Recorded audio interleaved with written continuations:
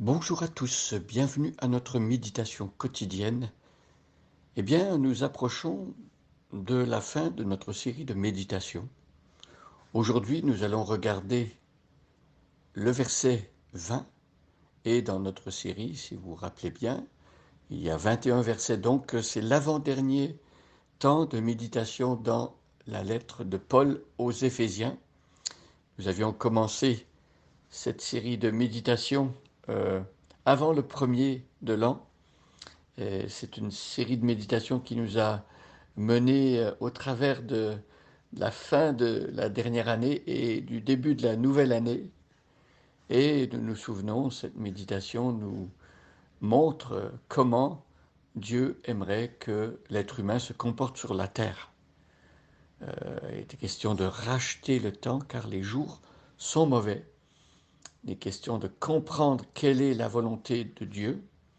Il est question aussi de comprendre qu'il faut se réveiller de la mort spirituelle et se réveiller même quand on est déjà éclairé spirituellement, se réveiller d'un type de sommeil qui ferait que nous vivons sur la terre en tant que chrétiens comme si on était pendant la nuit en train de dormir.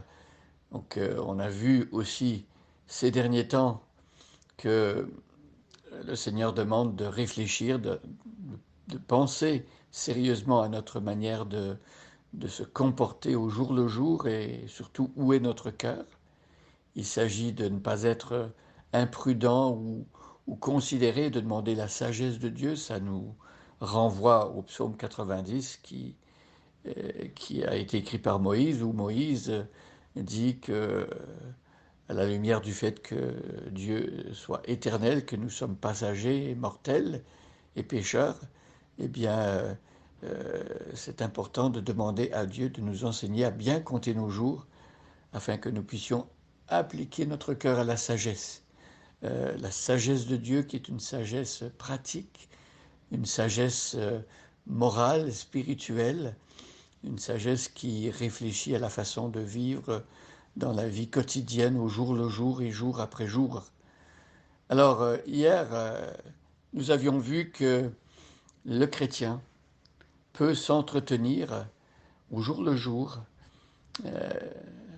en lui-même, la voix intérieure qui se répète et qui chante des psaumes, des hymnes, des cantiques spirituels et qui célèbre de tout son cœur les louanges du Seigneur.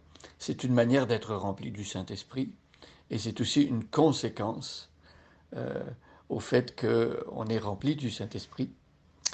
Mais le verbe étant au pluriel, nous pouvons aussi, quand on est avec d'autres chrétiens, s'entretenir, euh, souffler sur la flamme et justement en chantant avec d'autres frères et sœurs des psaumes, des hymnes, des cantiques spirituels et en célébrant Dieu de tout votre cœur et ses louanges.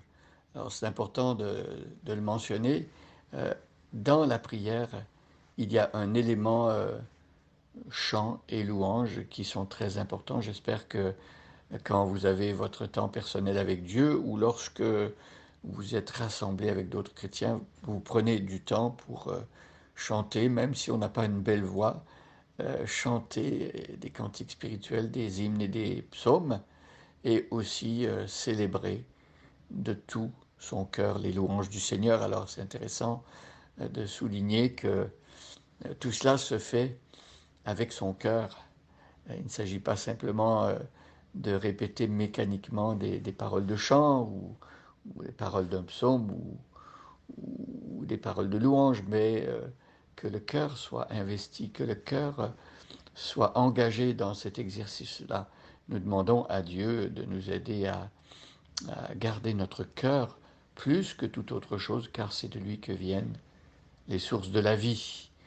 Alors je lis les 21 versets et aujourd'hui nous nous arrêterons au verset 20. Autrefois vous étiez ténèbres et maintenant vous êtes lumière dans le Seigneur. Marchez comme des enfants de lumière. Car le fruit de la lumière consiste en toutes sortes de bonté, de justice et de vérité. Examinez ce qui est agréable au Seigneur, et ne prenez point part aux œuvres infructueuses des ténèbres, mais plutôt condamnez-les. Car il est honteux de dire ce qu'ils font en secret, mais tout ce qui est condamné est manifesté par la lumière, car tout ce qui est manifesté est lumière. C'est pour cela qu'il est dit: réveille-toi, toi qui dors, relève-toi d'entre les morts, et Christ t'éclairera. Prenez donc garde de vous conduire avec circonspection, non comme des insensés, mais comme des sages. Rachetez le temps, car les jours sont mauvais. C'est pourquoi ne soyez pas inconsidérés, mais comprenez quelle est la volonté du Seigneur. Ne vous enivrez pas de vin, c'est de la débauche. Soyez au contraire remplis de l'esprit. Entretenez-vous par des psaumes, par des hymnes et par des cantiques spirituels, chantant et célébrant de tout votre cœur les louanges du Seigneur. Rendez continuellement grâce pour toutes choses à Dieu le Père, au nom de notre Seigneur Jésus-Christ, vous soumettant les uns aux autres dans la crainte de Christ. Alors, le verset d'aujourd'hui, évidemment, suit la pensée d'hier. Il était question de célébrer en chantant et par la louange, euh, célébrer les vertus du Seigneur, les louanges du Seigneur. Euh, alors, euh, lorsqu'on loue le Seigneur, on pense à ce qu'il est, et on le loue pour ce qu'il est dans sa nature, intrinsèquement. Mais au verset 20, il est question de louer le Seigneur aussi pour les choses qu'il fait. Rendez continuellement grâce pour toutes choses à Dieu le Père, au nom de notre Seigneur Jésus-Christ.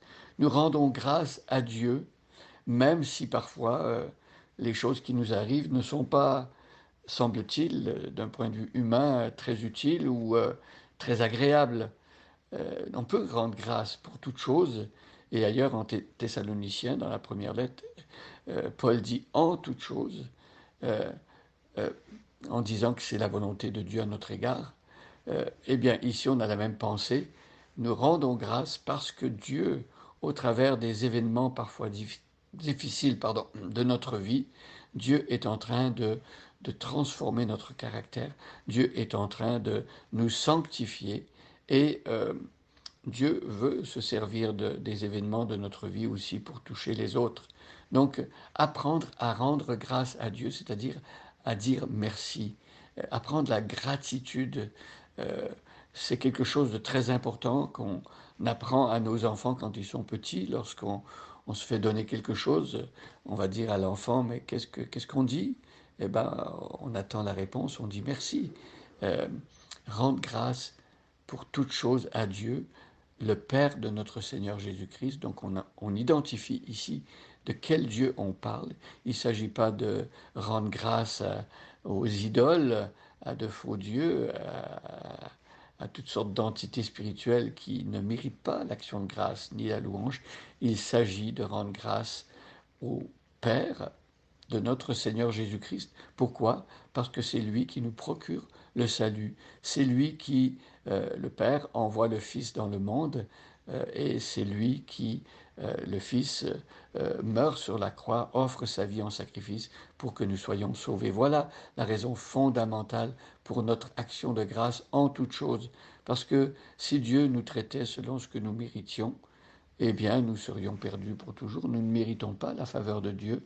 C'est un cadeau qu'il nous fait à tous les jours. Ainsi donc, nous lui disons merci aujourd'hui et dans tous les jours de la nouvelle année, nous voulons apprendre aussi à lui dire merci. Bonne journée à chacun et à chacune et soyez bénis.